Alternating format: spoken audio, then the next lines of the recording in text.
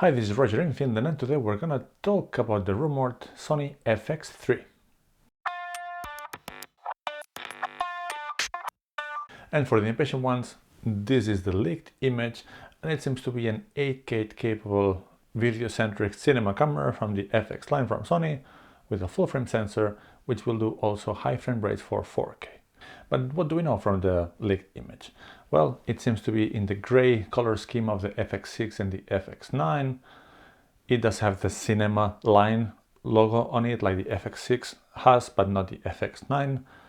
And funnily enough, the FX6 is also an alpha camera, like assume this one, but not the FX9. But the three of them would be the FX cinema line under the Sony Venice, far away from the Venice for sure. It's obviously an E-mount camera. It does have at least 6 custom buttons, and on top there is a hot shoe, and then it seems to have a few threads to mount stuff on them.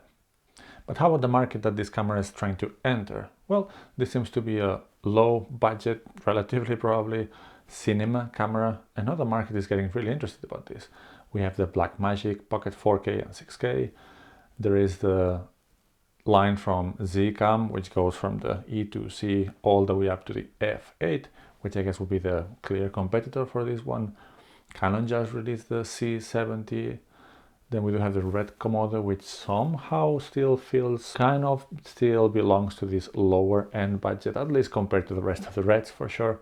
So there's a lot of alternatives, but that means also that there's a lot of competition.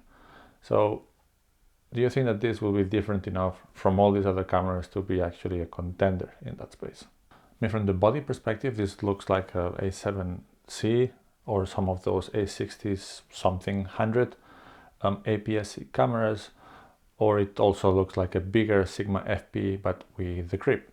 So form factor wise, it's a little bit awkward. It's definitely different than the FX9 and the FX6. It's definitely different from the FS3 that doesn't exist, but I would love that Sony would be releasing. So with this form factor, what does it compete against? It does look to me, based on the lens attached in the front, that it's going to be smaller than the C70.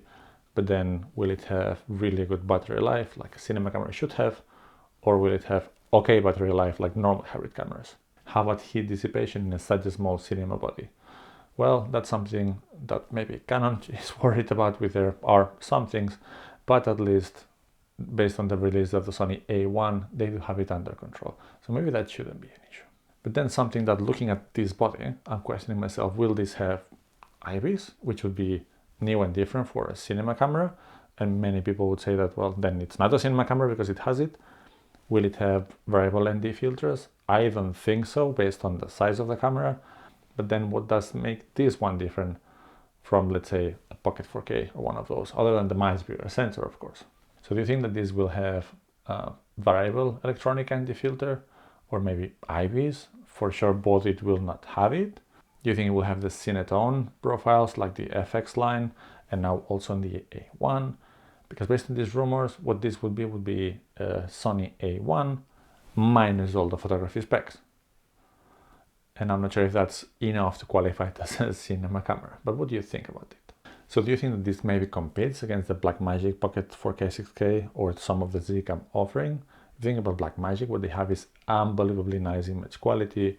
You get B-roll without external recorders, but then you have awful battery life, you don't have autofocus, you don't have filters, and yet the image quality alone justifies those cameras.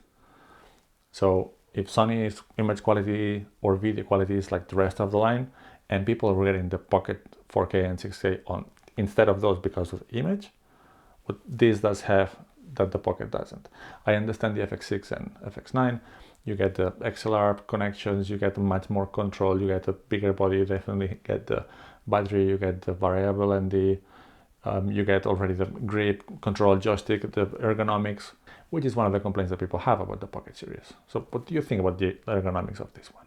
And then we have Zcam that have the really robust modular bodies, and they have a really excellent selection of the different sensor sizes and different resolutions, going all the way up to the F8, which is a full frame 8K sensor. So a good question is, will these be the main competitor of the F8? Because right now I'm not sure if there's anything in these price points, and we're talking about less than 10,000 euros or dollars cameras.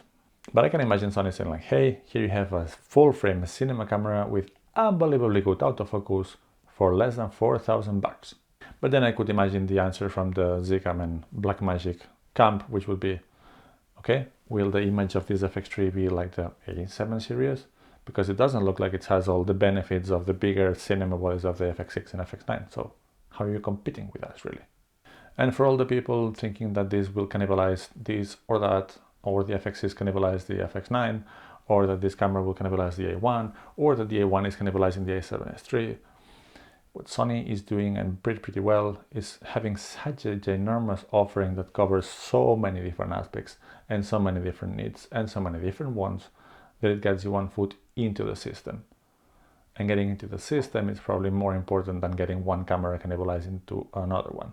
So for me, now I'm recording with the A6400 right now. I really like the Sony system. I like the lenses available for it, especially for APS-C.